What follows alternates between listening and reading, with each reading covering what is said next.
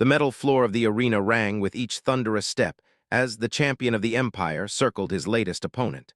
The massive reptilian warrior stood nearly 3 meters tall, his scaled hide bearing the scars of countless victories. Across from him, looking impossibly small and fragile, stood the first human ever to set foot in the grand combat arena of Prime. The crowd of alien spectators filled the vast amphitheater, their various forms creating a cacophony of sounds. Chittering insects, growling predators, and melodic singers all voiced their opinions about the strange new species that had been dragged before them. Most had never seen a human before, and the general consensus was clear. This would be over quickly. Wiped blood from his split lip, the taste metallic in his mouth. He had been fighting for what felt like hours, though the alien timekeepers insisted it had only been 20 standard minutes. His body ached from the punishment he had taken, but his eyes remained defiant. The Human Ambassador program had not prepared him for this. 3 weeks earlier, had been selected as part of Earth's first diplomatic mission to the Empire. The reptilian species controlled a significant portion of the Orion Arm, and establishing relations with them was considered crucial for humanity's expansion into space. What the human diplomats had not known was that the settled all disputes through ritual combat, and survival had coincidentally occurred during a territorial dispute between the Empire and a smaller species called the Emperor Aylar had declared that the newcomers would prove their worth through combat. If the human could defeat their champion, Earth would be granted trading rights and protection. If he failed, humanity would be marked as a weak species, unworthy of the Empire's notice. Worse yet, they would be classified as potential slaves for stronger civilizations. Had volunteered immediately. As a former Marine and mixed martial arts instructor, he was the most qualified fighter in the diplomatic party. But nothing had prepared him for facing an opponent who outweighed him by 200 kilograms and possessed natural weapons that could tear through steel. Lunged forward with surprising speed for his size, razor-sharp claws extended towards chest. The human rolled aside, feeling the wind from the massive arm as it swept past him. He came up in a fighting stance, his hands raised defensively. "You move well for prey," hissed in the common galactic language, his forked tongue tasting the air. "But speed will not save you when I catch you." Said nothing, conserving his breath. He had learned early in the fight that engaging in banter only gave his opponent opportunities to strike. Instead, he studied movements, looking for patterns, weaknesses, anything that might give him an advantage. The arena floor was littered with sand and small stones, designed to provide uncertain footing and add another element of danger to the combat. Had already used this to his advantage several times, causing to stumble when the larger fighter to an attack. In the VIP section of the arena, Emperor Aylar watched with interest. The old reptile had ruled the Empire for over 2 centuries, and he had seen thousands of combat rituals. Most were boring, predictable affairs where the stronger opponent simply overwhelmed the weaker one. This human, however, was proving unexpectedly entertaining. "The small one fights with intelligence," observed General, the Emperor's military advisor. "Most species rely on brute force when faced with our champions." "Intelligence, yes," the Emperor replied, his golden eyes never leaving the action below. "But intelligence alone will not be enough. Our champion has barely begun to exert himself." As if summoned by the Emperor's words, changed his tactics. Instead of the wild lunges he had been using, he began to methodically cut off his escape routes, using his superior reach and strength to corral the human into increasingly smaller areas of the arena. Felt the wall against his back and knew he was in trouble, approached slowly now, confident in his advantage. The crowd noise had grown quieter, sensing that the end was near. "You have fought better than expected, human," said, his massive chest heaving slightly from exertion. "I will make your death quick as a sign of respect." His mind raced. He had noticed something during the fight, favored his right side, unconsciously protecting his left ribs. It was subtle, but years of combat training had taught to watch for such tells. The question was whether he had enough left in him to exploit this weakness. Raised both arms high, preparing for a devastating downward strike that would crush the human's skull. The crowd held its breath. In the VIP section, the human diplomatic party closed their eyes, unable to watch their colleague's death. But was already moving. Instead of trying to dodge left or right, which would expect, dropped to the ground and rolled directly between the champion's massive legs. As he came up behind the giant reptile, he drove his elbow with all his remaining strength into the spot he had identified, the left side of just below the arm. The sound that emerged from was unlike anything the crowd had heard before. It was part roar, part scream, and entirely filled with shock and pain. The champion stumbled forward, his left arm going limp as strike found its mark with surgical precision. Didn't pause to admire his work. He knew he had perhaps seconds before recovered and turned his rage upon him. Using his opponent's momentary disorientation, he leaped onto Spack, wrapping his arm around the massive throat. What followed was the most intense 30 seconds of his life. Bucked and thrashed, trying to dislodge the human clinging to his neck. The champion's right arm reached back, claws raking across shoulders and drawing blood, but held on, applying pressure to the correct points along his throat. The technique was something he had learned in the Marines, adapted from ancient martial arts, but refined by modern understanding of anatomy. The goal wasn't to crush the windpipe, but to cut off blood flow to the brain through precise pressure on the carotid arteries. The problem was that had never tried it on it before. He wasn't even sure if their anatomy was similar enough to humans for the technique to work. All he could do was apply pressure and hope. His movements became increasingly erratic. The massive champion crashed into the arena wall, trying to crush against it, but the human had positioned himself carefully, using his own shoulder to protect himself from the impact.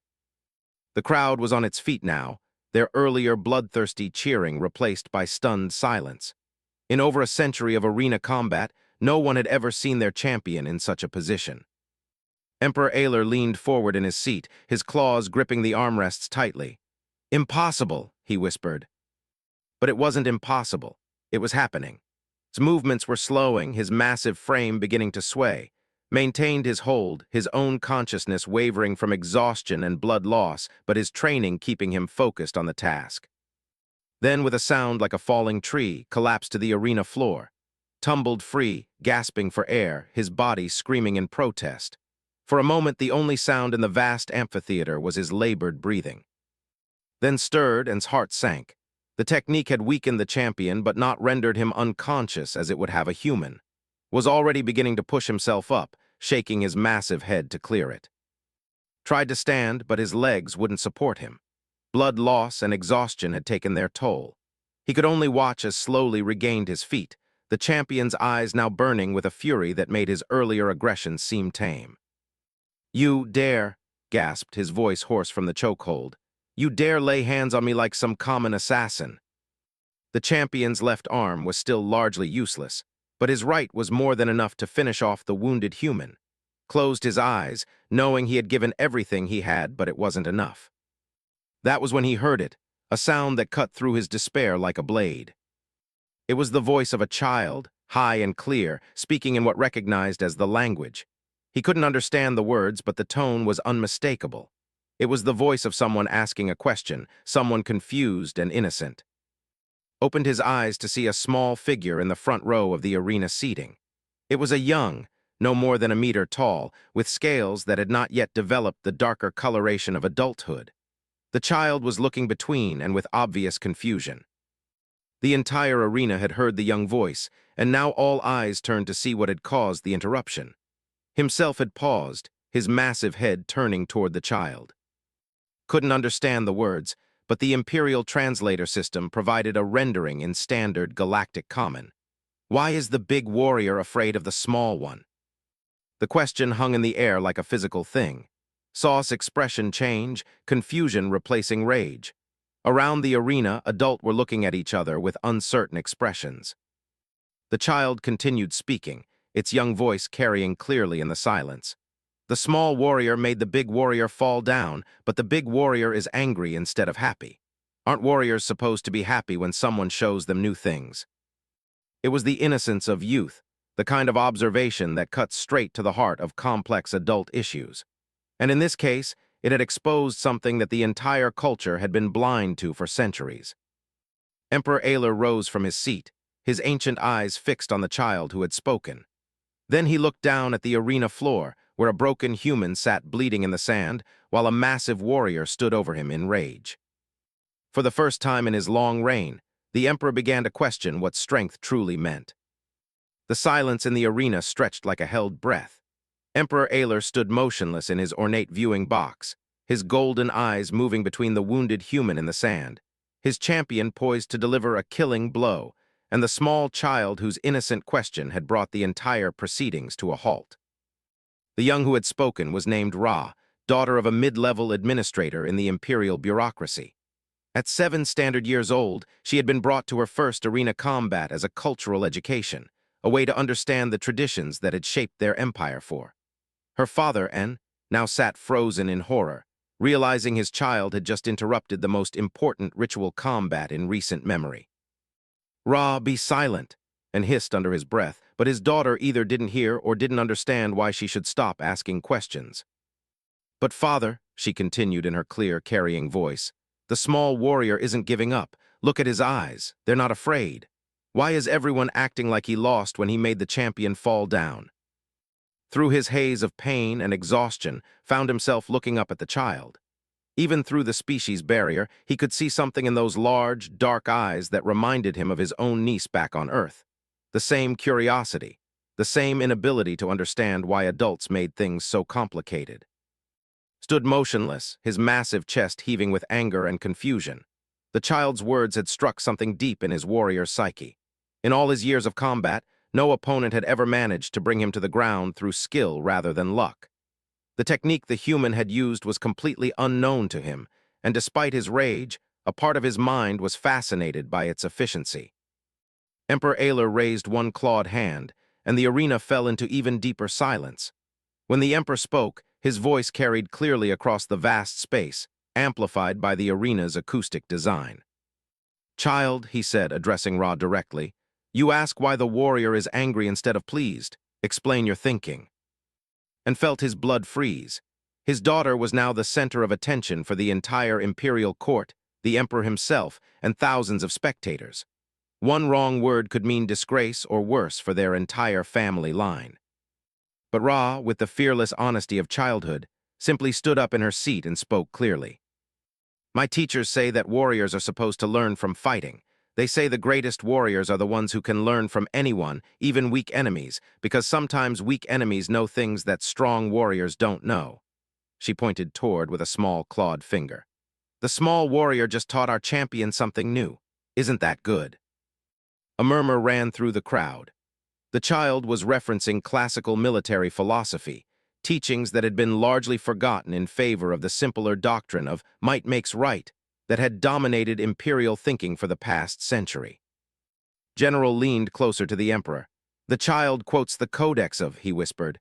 "Those teachings are ancient, from the time of the empire's founding."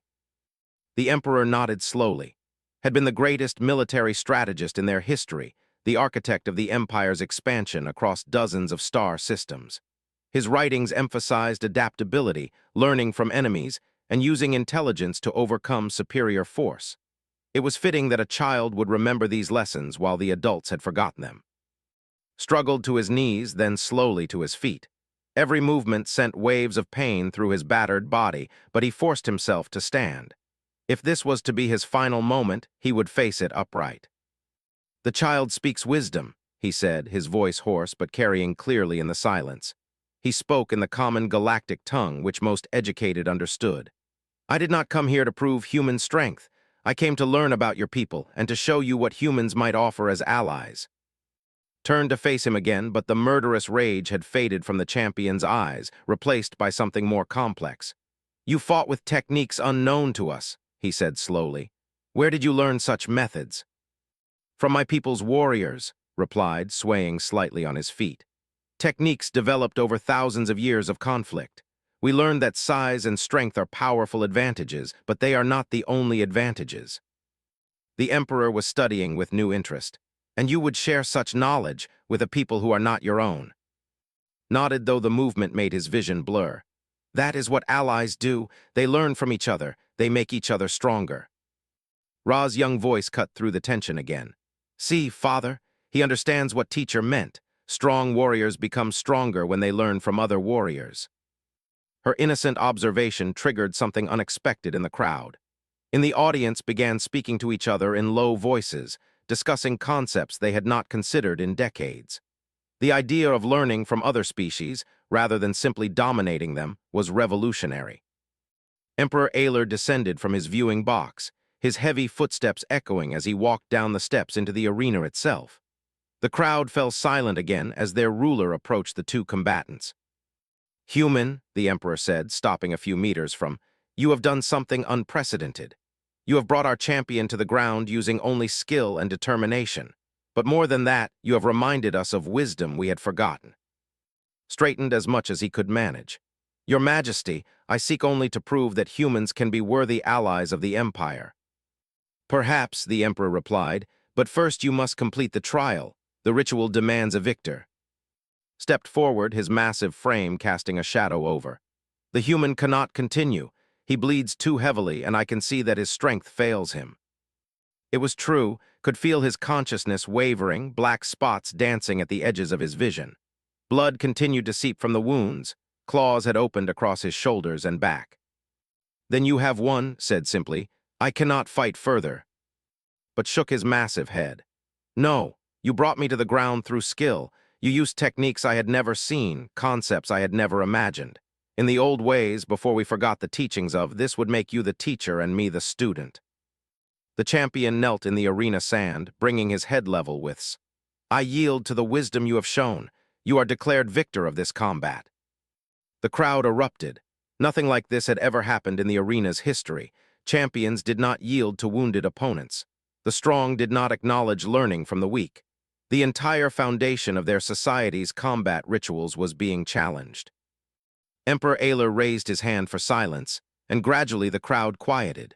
When he spoke, his words would be recorded and transmitted across the empire, reaching every world under control. "Today, we have witnessed something extraordinary. A warrior from an unknown species has reminded us that strength comes in many forms. Intelligence, courage, and the willingness to learn from others are strengths that we had forgotten in our pursuit of mere physical dominance."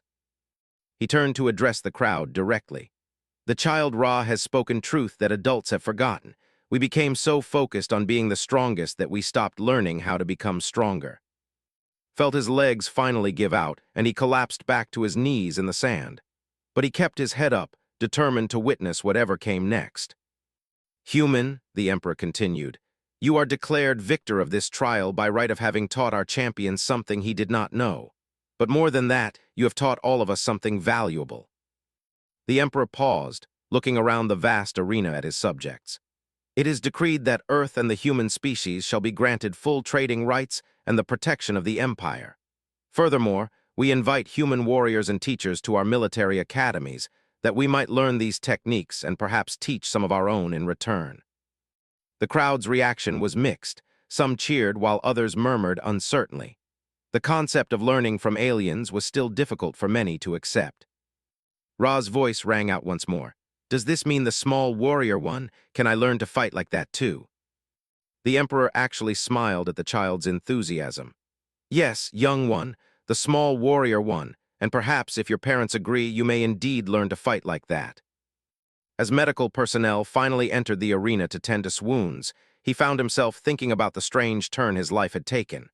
He had come to an alien world as a diplomat and found himself in ritual combat. He had been beaten, bloodied, and brought to the edge of death. But somehow, through the innocent wisdom of a child, defeat had been transformed into victory. More importantly, he realized he had just witnessed the beginning of something much larger than trade agreements or military alliances. He had seen an entire civilization begin to question its fundamental assumptions about strength and worth. As the medical team lifted him onto a stretcher, caught sight of standing nearby. The massive champion was flexing his left arm, testing the mobility that's precise strike had temporarily taken away. "Human," called out as the medical team began to carry away. "When you have healed, I would like to learn more about your fighting techniques." Managed a smile despite his exhaustion. "I would be honored to teach you, champion, and perhaps you could teach me some of your techniques in return." It was exactly what Ra had said. Warriors learning from other warriors, becoming stronger together rather than simply defeating each other. As was carried from the arena, he heard the young's voice one last time, asking her father another innocent question that would probably keep the imperial philosophers busy for months. But that would be tomorrow's challenge. Today, against all odds, humanity had found not just acceptance among the stars, but the beginning of true partnership. 6 months after the trial that changed the course of galactic history, the Imperial Military Academy on Prime hummed with unprecedented activity. The ancient training grounds, which had once echoed only with the roars and battle cries of warriors, now hosted a remarkable sight. Humans and training together, learning from each other in ways that neither species had imagined possible. Stood in the main courtyard, watching as instructor demonstrated a defensive technique to a mixed group of human and cadets. The former arena champion had adapted remarkably well to his new role as teacher, though his methods remained as intense as ever. The key, was explaining to his students, is to use your opponent's strength against them. Instructor's technique relied on precision, not force. Watch. Smiled as he observed the lesson. His own wounds had healed completely, leaving only faint scars across his shoulders as reminders of that fateful day in the arena. But the real changes went far deeper than physical healing. The academy had been transformed from a simple combat training facility into something revolutionary, the first truly military institution in known galactic history. The curriculum now included human martial arts, tactical analysis, strategic thinking, and most importantly, the study of what had become known as adaptive warfare, the art of learning from any opponent, no matter how seemingly inferior.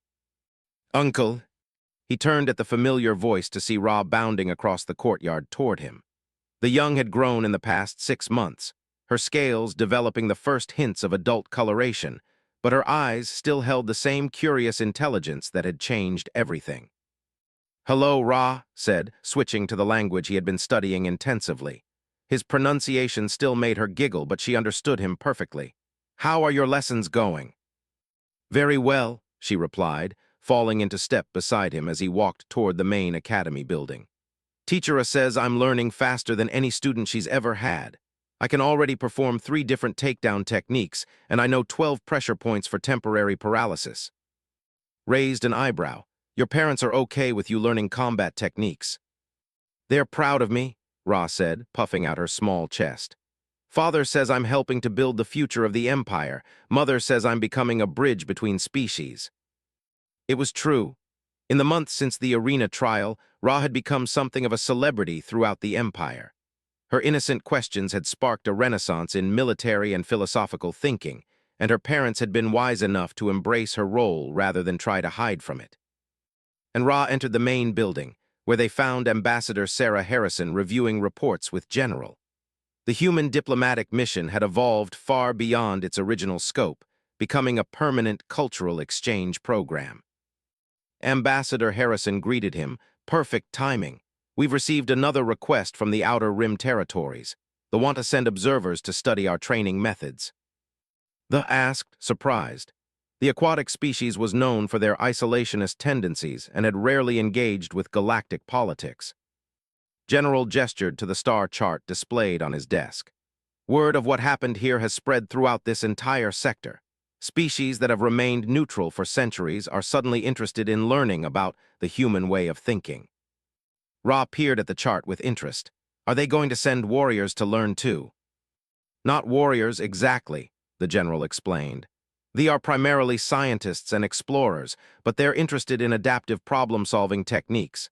They believe human methods might help them in their deep space research." Considered this development.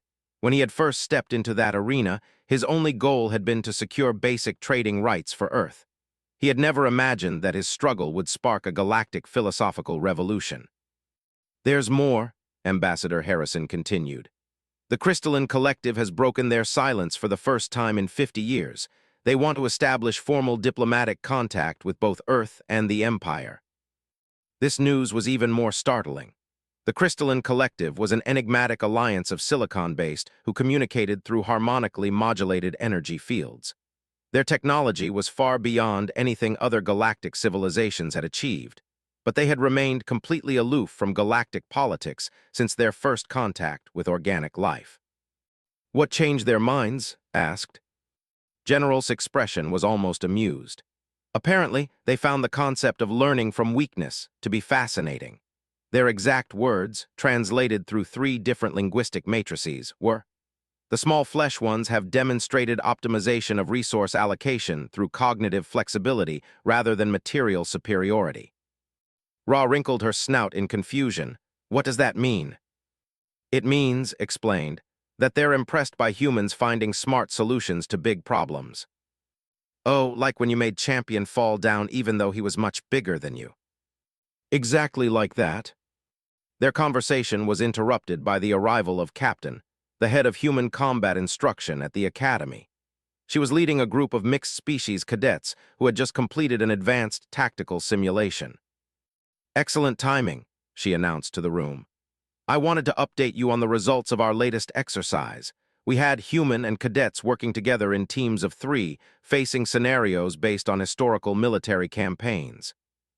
There were the smaller species whose territorial dispute had originally led to being forced into ritual combat.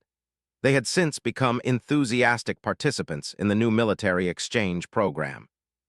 The results were remarkable, Captain continued. Mixed-species teams consistently outperformed single-species teams by an average of 47%.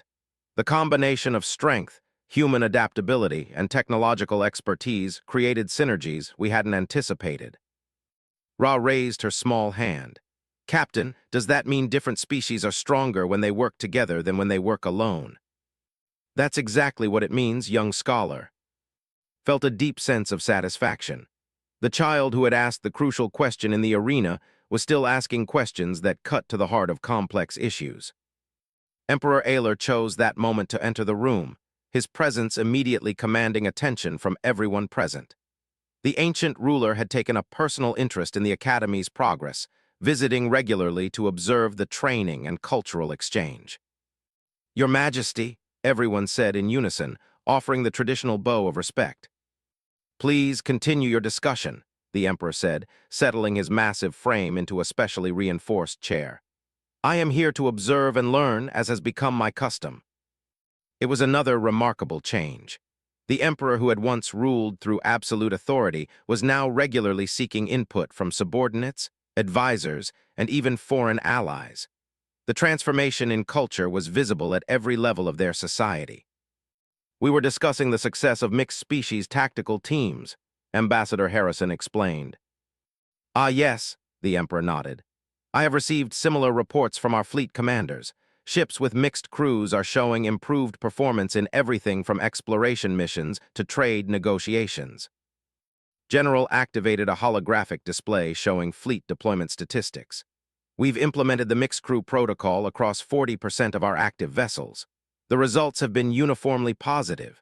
Human innovation combined with determination and technical precision has created combinations that none of our species could achieve alone. Studied the display with growing amazement. What had started as a desperate fight for survival in an alien arena had grown into a fundamental shift in how multiple civilizations approached cooperation and competition. There is something else, the Emperor said, his tone becoming more serious. We have received a communication from the hegemony. The room fell silent. The hegemony was a confederation of aggressive species from the galactic core, known for their policy of enslaving or destroying any civilization they deemed inferior. They had been expanding outward for centuries, conquering or absorbing hundreds of worlds. What do they want? Asked, though he suspected he already knew. They demand that we cease our cooperation with humans immediately, the Emperor replied. They consider the spread of adaptive warfare concepts to be a threat to galactic stability. They have given us 30 standard days to comply or face military intervention. The threat hung in the air like a physical presence. The hegemony commanded vast fleets and had never been successfully opposed by any single civilization. Ra, who had been listening with wide eyes, suddenly spoke up. But we're stronger together than we are apart. Captain just proved that. Why would they want us to become weaker? Once again, the child had identified the crucial point that the adults were dancing around. Because, said slowly, they're afraid of us becoming stronger than they are. Emperor Ayler nodded grimly. Precisely. For centuries, the hegemony has maintained control through a doctrine of divide and conquer. They prevent alliances between species by ensuring that everyone remains suspicious of everyone else. Our cooperation threatens their entire strategy. Ambassador Harrison leaned forward. How strong is the hegemony? Could the Empire face them alone? No, the Emperor admitted. Even with our new training methods and technological improvements, we could not stand against their full force. What about with allies? Asked. General manipulated the holographic display, showing potential force deployments. With human support, the fleets, and perhaps the research vessels, we might have a chance, but it would still be a desperate fight. The Crystalline Collective, Captain said suddenly. You said they wanted to establish contact. Could they be potential allies? The Emperor's eyes brightened slightly. Possibly. Their technology is far superior to anything the hegemony possesses, but we have no way of knowing if they would be willing to fight. Ra tugged on sleeve. Uncle, could you ask them? You're good at talking to people who are different from you. Looked down at the young, struck once again by her ability to see simple solutions to complex problems. You know what, Ra? I think that's exactly what we should do. He turned to address the room. 6 months ago, I stood in an arena facing an opponent I couldn't possibly defeat through strength alone. I won by doing something unexpected, something that made people think differently about strength and weakness. What are you proposing? The Emperor asked. I'm proposing we do it again, but on a much larger scale, replied.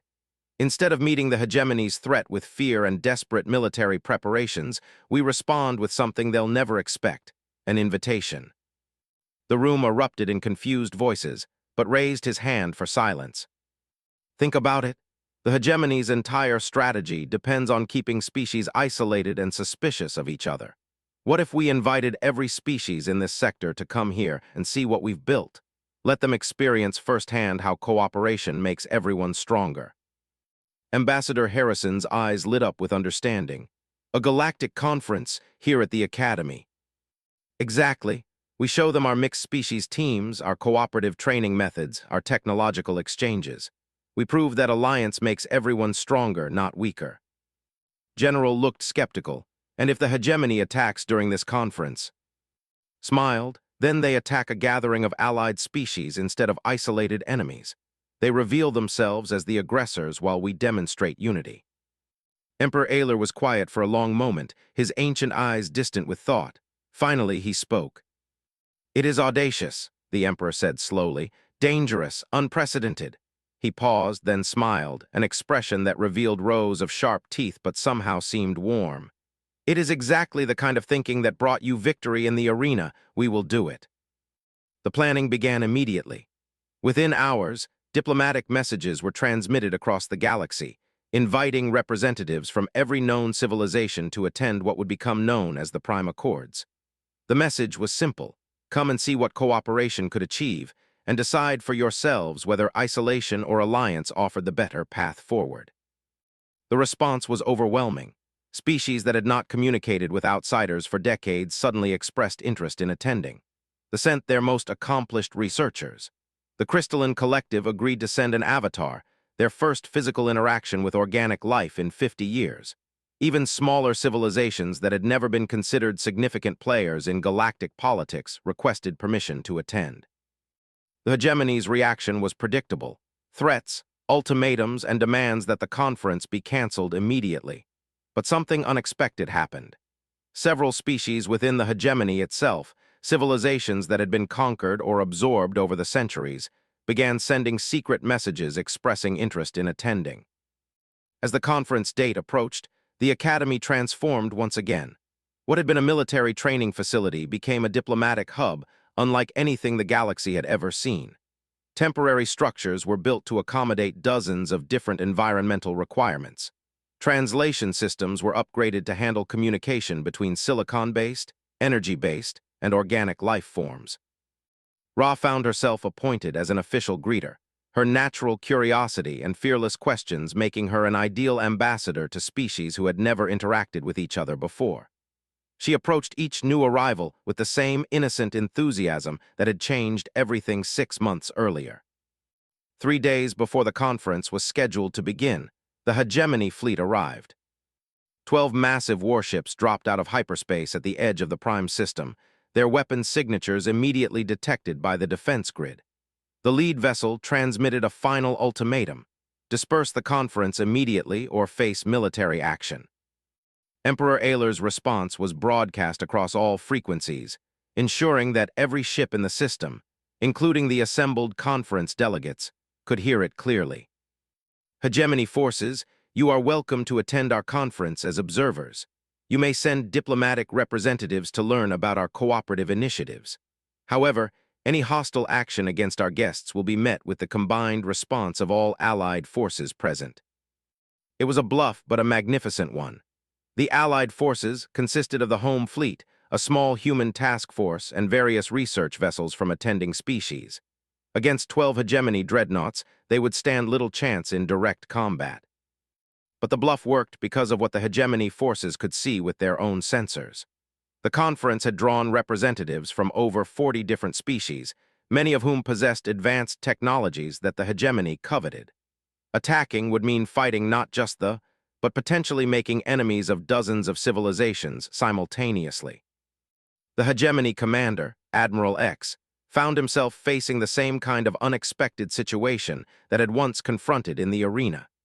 His overwhelming force advantage was being neutralized by his opponent's refusal to play by expected rules. After 6 hours of tense standoff, the hegemony fleet transmitted a new message. They would send diplomatic observers to the conference, but their fleet would remain at the system's edge as a protective measure.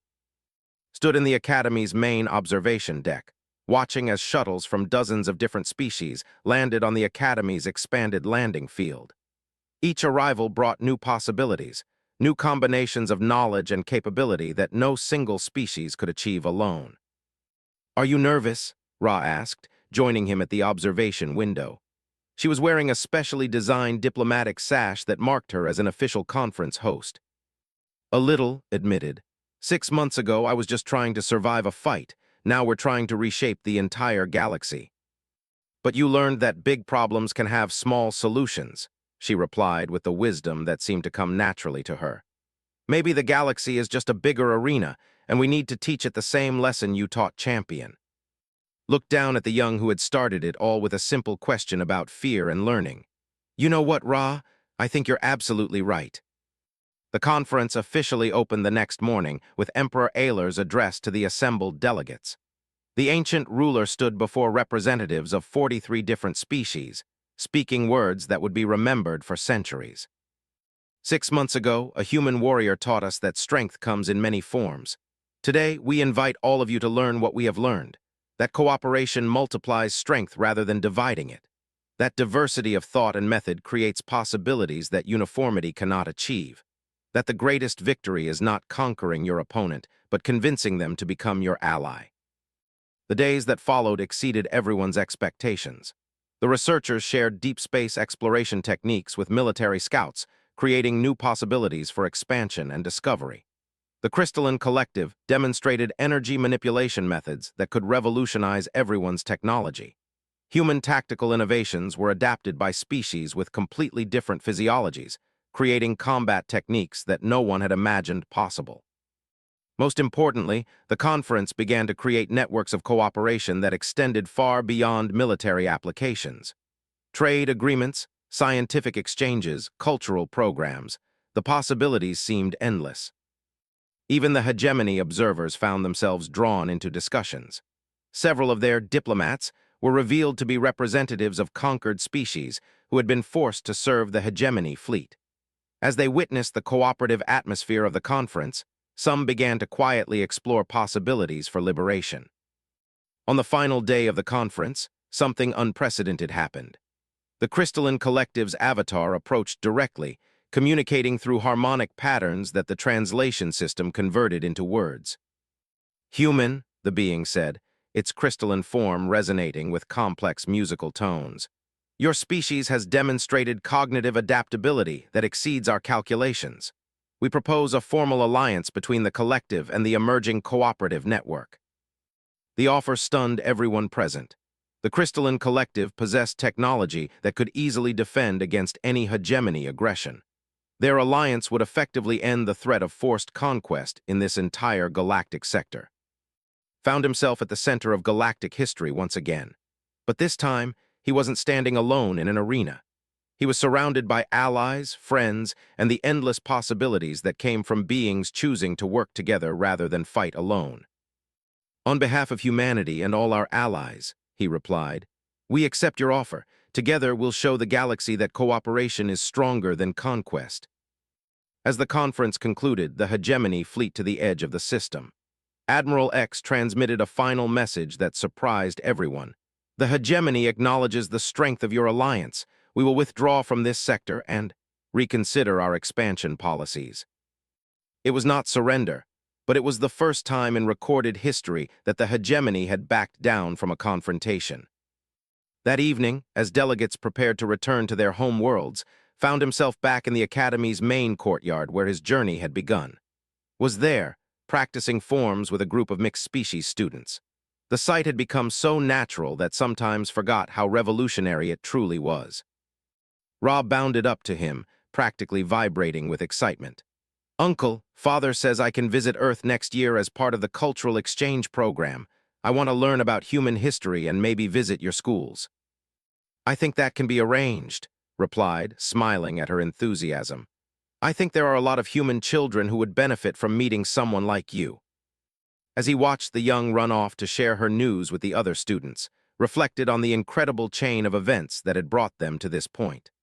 A single moment of desperation in an arena had led to a galactic transformation. The question of one curious child had sparked a renaissance in cooperation and mutual understanding. The human diplomatic mission to the Empire had succeeded beyond anyone's wildest dreams. But more than that, it had proven something fundamental about intelligence, cooperation, and the power of beings who chose to learn from each other rather than simply trying to dominate. In the arena 6 months ago, had been beaten, bloodied, and facing certain defeat.